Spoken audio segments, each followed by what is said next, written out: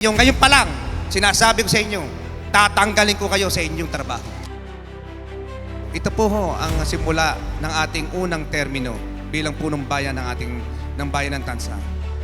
At dito ho, hindi lang natin ipapakita, kundi ipapadama natin sa ating mga kababayan yung talagang pagbabago, yung talagang may serbisyo at malasakit dito po sa ating mga kababayan. Kaya po dito ako po yung nakikiusap sa inyo.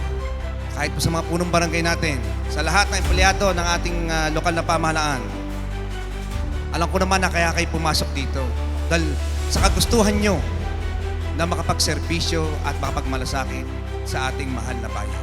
Ang inyong lingkod po, ngayon pa lang, nagpapasalamat po sa inyo. At alam ko po na lahat po kayo gaganap sa inyong mga tungkulin, sa inyong mga trabaho na nakangiti, na walang mataray, walang nakasimangot. Tama ho ba?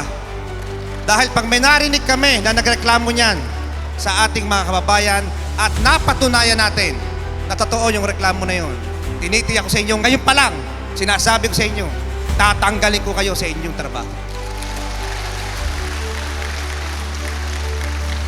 Dahil hindi tayo ganyan. Ayoko nagkasama na inuuna ang kanyang sarili. Dapat unahin natin ang ating taong bayan. Makakaasa po ba kami sa inyo? Muli ho, maraming salamat na may pagpalain tayo ng ating mahal na Panginoon Diyos at mabuhay kayo lahat.